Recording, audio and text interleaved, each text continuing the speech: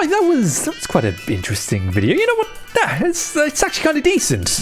I wonder how many views it's got. Oh my God. Yeah, if you've been on the internet at all over the past couple of days, then I know for damn sure that if I say the words amazing digital circus, only one thing is gonna pop into your brain. This animation video about a clown suffering from the symptoms of schizophrenia, to say that it's taken the internet by storm over the past couple of days, I think that's one of the biggest understatements ever uttered in human history. 70+ million views. Do you know how many views that is? That's insane. The thing is though, as we all know, thing gets popular on the internet, you can bet your ass that a bunch of people from all corners of this planet we call home are going to want to try to get their own piece of the pie. It's a fact of life, from ripoffs to other people online trying to exploit every last inch of it for views. Yeah, I'm not gonna lie here, person watching this video, I'm kind of worried about the future of the amazing digital circus. Also, you see that big button that says subscribe on it? You know, subscribe? I think you should click it. And join my Discord server, the link's in the pinned comment. Now, before we go any further into this video, I do just want to preface the entire thing by saying that any worries or concerns I may have about the future of the amazing digital circus, all of that shit, it's got nothing to do with any official content that may get created and released by Glitch and Gooseworks, the producer and animator of the amazing digital circus. I say that because unlike other recent popular kids things like your bands or your Poppy Playtimes or fucking Skibbity Toilet, I'm losing my mind. I don't dislike the amazing digital circus. If anything, I think it's pretty decent. And I know for damn sure that if I was a couple years younger, I would really enjoy it. Even still though, while, yeah, okay, I'm not a child anymore, I'm 22 years old. When I sat down at my desk and watched the pilot episode of the amazing digital circus the other night, it was pretty damn clear to see that the people who made it and the people who were involved in it, they're all really bloody talented. From the voice actors giving it their all, to the animation team doing a stellar job, to the character designers creating something unique, to the entire concept behind the show being pretty damn interesting. It's all really well made. Being brutally honest here, my only real critique of the amazing digital circus is sometimes I feel like the writing tries a bit too hard to convey the theme of spooky existential dread. It weighs it on a bit too thick for my liking. Other than that though, I've got no complaints, and I wish Glitch, Gooseworks and the rest of the team working on the amazing digital circus all the success they can possibly get. I hope that they reach their goal of being able to morph the amazing digital circus from something with one episode into an entire series. I want the show to do well. With that being said though, you may be wondering to yourself, okay, cool, silly, stupid YouTube man on my screen, why are you worried about the future of the amazing digital circus? Well, as we all know, when something gets popular with younger audiences online, because I think it's pretty safe to assume that the majority of the audience who watched Amazing Digital Circus are younger, the consequences...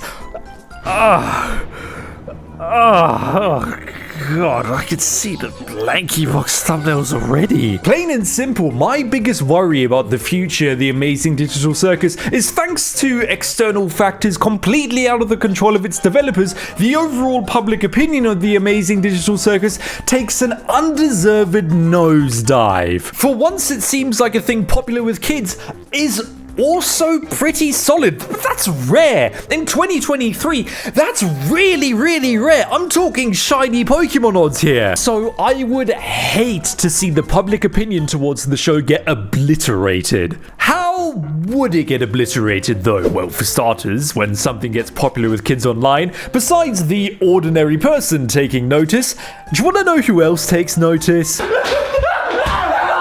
Okay, brace yourself here, person watching this video. You and me, we're about to do something that's going to stay with us for the rest of our lives. Let's picture ourselves as YouTube kids content farms. Call me, I don't know, Beaky. box. Oh, Jesus, fucking horrible. And what's that? One of the minions we've employed to analyze the market has sent us an email all about this brand new popular thing with kids that has really identifiable, colorful, unique characters. It's time to do what we do best. Yeah, to say that content farms are a plague on this website, it's not a hot nuclear take. If anything, it's a sub-zero one. All of this shit is trash. We all know that. But more importantly, in the coming days, months, even years, all of us average YouTube enjoyers, we're going to start to see a shit ton of videos filled with characters from the Amazing Digital Circus spam uploaded by YouTube content farms like LankyBox. Hell, this isn't even something that hasn't happened yet. Now, God no, it's not like I'm sat over here with my MatPat game theory hat on, gazing into my orb, trying to predict the future. It's already started. Day 0. It's already past us. Why is this happening? Because at the end of the day, let's face facts here, person watching this video.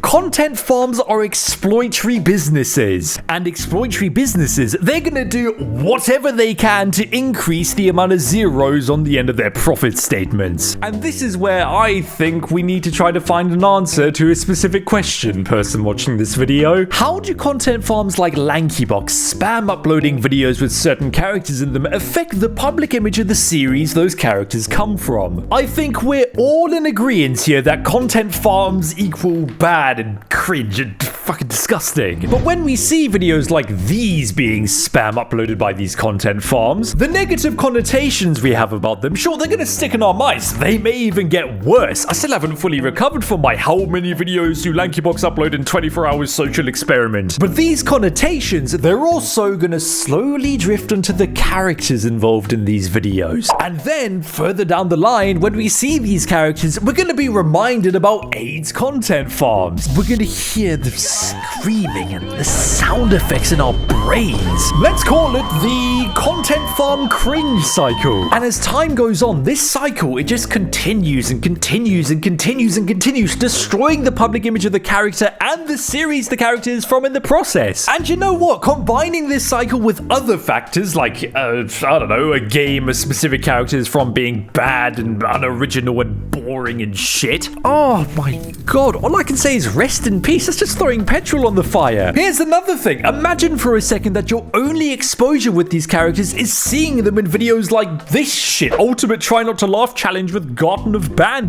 That's even worse. So, where does that leave the Amazing Digital Circus? Well, if content farms do decide to become the average content farm, then I wouldn't be surprised if the Amazing Digital Circus's public opinion unjustifiably goes downhill. So much so that people may not even be willing to give the show a chance because, Amazing Digital Circus, but that's that YouTube kids shit. Why would I watch that? And you know what? I think this has happened a little bit already, thanks to the history of popular things for kids being exploited by content farms. Now, sure, I get it. Some people who don't like the Amazing Digital Circus don't like it because, popular thing is bad. But then I'm sure shit certain other people don't like it because when they've seen images or clips from it, they just think it's yet another awful cringe YouTube kids trend made with the sole purpose to have some exploitatory symbiotic relationship with content farms. It's the consequence of so much past exploitation and public image death. And while we're on the topic of exploitation,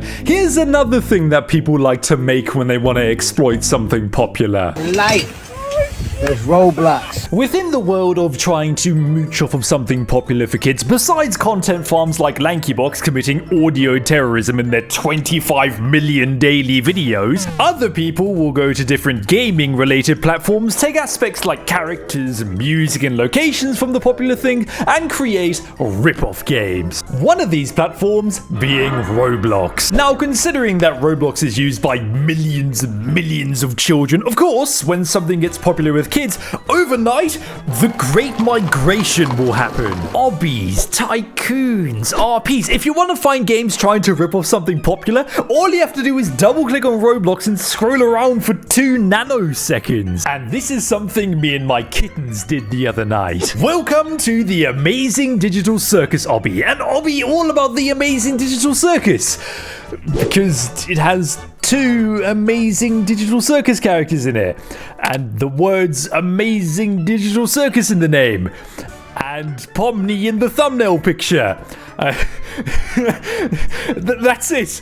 Other than that, yeah, it's just a mid black and white obby that took me and my friends all of 10 minutes to complete. I don't know where they got this picture from. I mean, this just isn't in the game. It's just me when I lie on the internet. Now, initially, before going into this obby, my friends and I decided that we only had the mental capacity to play one Amazing Digital Circus ripoff game on Roblox. This didn't happen. Yeah, going into this obby, we thought it was going to take us like 30 million hours to complete because 90% of the Roblox obbies we've played in the past all had a ridiculous amount of stages. But when it took us less than 10 minutes, we decided to scour Roblox a little bit longer in the hopes of finding more ripoff games. And what we found next...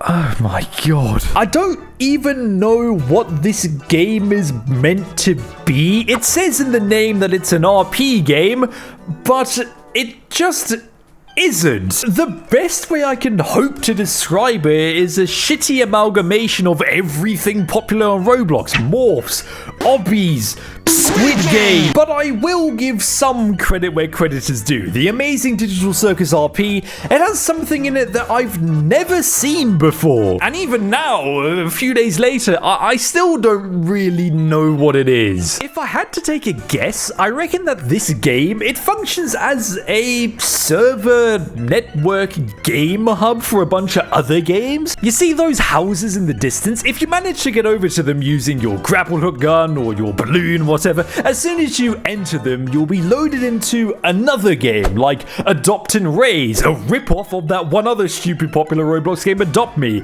or or Surviving the Jeff the Killer. Oh my god, it's Jeff the Killing. I'm coming to Jeff the Kill you. It's all pretty weird. Like, yeah, sure, okay, in the past I have loaded into other games from other games before, but I've never really seen it structured in this way. My friends and I, it just confused us. And in our confusion, tragedy struck. Now, I have a friend called Chief, and while we were playing this game the other night, you see those buttons on screen that say Modern Admin? Admin? Chief decided that he would do the funny and click on the admin button so he could buy admin privileges for this dogshit server. So he forked over 200 of his hard-earned Robux and then... nothing. Nothing happened. The Amazing Digital Circus RP scammed my friend Chief out of 200 of his Robux. This is a national travesty. And if you want to show your support and donate to the Chief charity, 1 like equals 1 donation. Comment, we stand with Chief. This is so sad and emotional. Back on track though, after the great scamming of 2023 happened, my friends and I decided that we would call it a night and go back to playing another Roblox game that we've been painfully addicted to recently. Don't get it twisted here though, just because we stopped playing Amazing Digital Circus ripoff games on Roblox, that doesn't mean that I'm somehow done talking about ripoff games in general. Nah, god no, they've also infested another platform. A platform called Dream. Thing is though, I don't have access to Dream. But you know who does? My editor. So, while I play through another ripoff game that I found the other night, foreshadowing, why don't you sit back, get comfortable, and listen to what my editor has to say. I'll leave his channel in the description of this video. Go and check him out. So, since I'm the console peasant in the group, I guess my people need me. For those of you who don't know, or do, depending if you own a PlayStation console or not, Dream is a game creation platform developed by Media Molecule, the same people who made the Little Big Planet series. And whereas those games are already pushing the boundaries of how creative certain gamers can be with the tools the devs provided to you, then Dream is essentially where they gave up and told everyone to have fun and give them money for doing the work for them. And much like Roblox, it's lesser contemporary. There's a lot of games you can try out in Dream, from the sequel to Rayman 3 that Ubisoft refuses to give us, to games that you can play if you're too poor to afford the big AAA stuff. But that's not what we're here for today. Oh, far from it. I'm here to talk about the Amazing Afro Circus, or whatever it's called. And from all the ripoffs you might find on something like Roblox, here on Dream, there's only 2 creations. I guess people over here have standards. So enough chit-chat, let's load into the first one. The Amazing Digitized Circus, the game. And from this picture alone, I do have high hopes. What the fuck is this? Alright, so the game is a 3D platformer.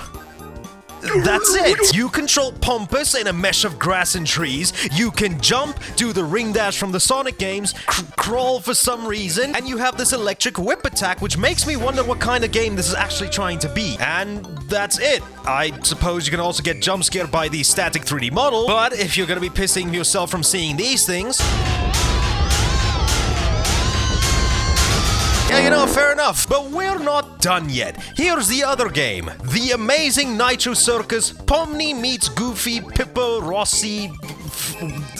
this. Why are all these other random characters here?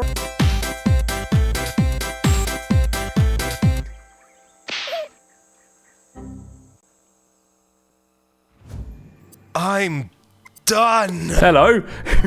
Good to see you again. And while my editor was serenading you with his angelic voice, I downloaded something off of the App Store that looks like it wants to steal my personal information and sell it on the Bosnian black market. This is Amazing Circus Jack, a game where you run around as Jax, this character from the Amazing Digital Circus, and vor people. Because reasons. You're a zombie, I guess. I'm not gonna lie here. I think that this game is one of the worst video games I've ever played in my 22 years of roaming this earth. I mean, if you can even call it a video game, I think that's too much of a compliment. But here's something that could be considered a fact of life. Out of all of the different platforms people like to make rip-off games on, Roblox, Dream, I think out of all of them, the App Store, it's the place where you'll find the worst of the worst. Here's another game I found, a game called Amazing Goofy Circus, an FPS game where you run around and shoot things with a ray gun. Oh, wait, hang on. Good news, guys. You can bee-hop. Yes, you can bee-hop. Forget the fact that this app wants to track you.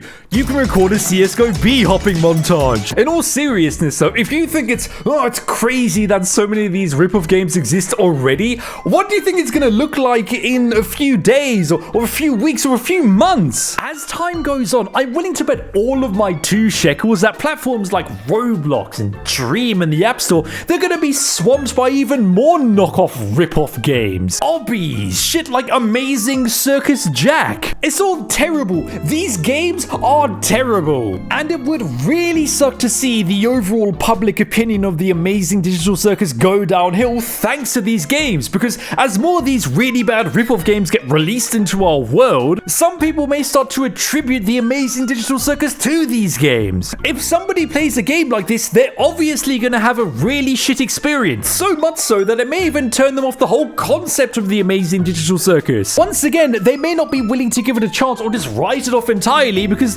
bro, why would I want to watch that? Have you seen how bad the games are? Like, look at this shit. Why would I ever want to watch this? It's really dumb to think that way, but the thing is, people will think that way because their past experiences with the Amazing Digital Circus, they left such a sour taste in their mouths. There's also an argument that can be made about oversaturation and how having so much of one thing takes away from the special feeling a certain thing may have, because now, oh my god, why is there so much Amazing Digital Circus everywhere? I'm tired of seeing this shit. And you want to know what else I'm tired of seeing? Rule 34, the prime example of Kuma brain rot. Now, I don't really know how much I can talk about in this section for 2 reasons. Firstly, it means that I actually have to go and look up some of the stuff I'm going to be talking about. No, I'm just not going to do that. And next thing you know, I go into too much detail and this video gets punted off the website. The thing is though, when talking about the consequences of the insane, rapid rise of the Amazing Digital Circus, unfortunately, you do have to bring up the Kumas. I recognize that voice actress. Hold up. Who voiced this character? Who are you people? And have they ever voice acted in something slightly more Rule 34 than this? I don't know where I've heard this, but it's hitting me in a certain way. It's funny. Because it's porn. Plain and simple, to say that NSFW artists have been doing the most at the moment, it's probably one of the biggest understatements ever uttered in human history. Genuinely, it's absolutely mental the amount of disgusting Rule 34 shit's been made of the Amazing Digital Circus. Like the Kuma side of the Amazing Digital Circus fandom, they may be worse than the Kuma Sonic the Hedgehog fanbase. It's ridiculous. I'm willing to bet I could do a sub 5-second NSFW speedrun. And some of this shit, it's even made its way onto YouTube. Ah, yes, the Amazing Digital Circus, it felt so real, comic dub 18+. How much do I not want to watch that video? Being completely honest here, I don't think I've ever seen a plague of this shit happen as quickly as it's happened to the Amazing Digital Circus. Like, it's only been 2 to 3 odd weeks. I mean, I guess in a weird sort of way, I do have to give some credit where credit is due. Like, Rule 34 artists, I mean, props for efficiency.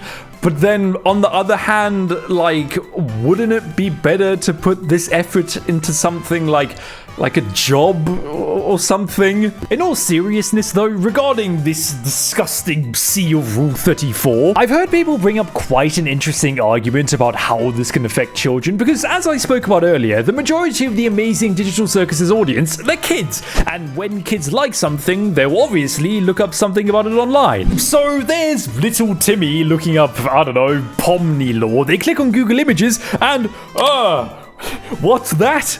Inflation art! It's all really fucking weird. Like, here's a public service announcement for you person watching this video. Do not look up the names of these characters and go to Google Images. Just don't. Just please don't.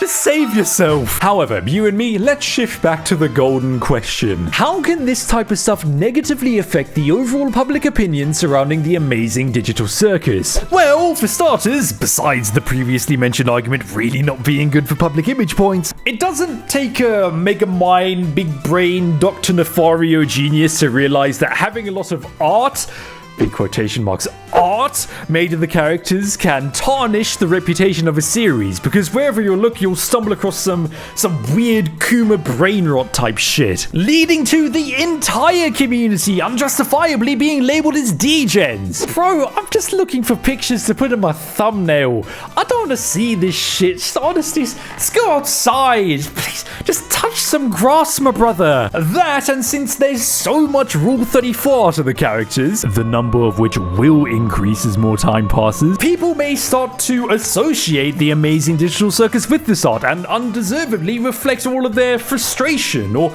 overall annoyance, hell, even disgust of having to see all of this type of shit onto the show, leading to an insane decline in its public image. I don't want this to happen. Like, having so much Rule 34 art and Kuma brain rot VTuber streamers being like, oh, I wonder if this voice actress has done Rule 34 by hentai voice acting in the past. It's not the fault of the Amazing Digital Circus's creators, but unfortunately there's a really good chance that it will happen, and people online will label the entire Amazing Digital Circus as just a bunch of Rule 34 obsessed Kuma brain rot weirdos. With all that being said though, yeah, I'm not gonna lie, it would really suck to see the public opinion of this series go downhill thanks to external factors like shitty rip-off games, Kumas, kids YouTubers trying to exploit the trend for all it's worth. But what do you think, person watching this video? Be sure to let me know in the comments section. Thanks for watching. Do all of those YouTuber buzzword things, you know, like or subscribe and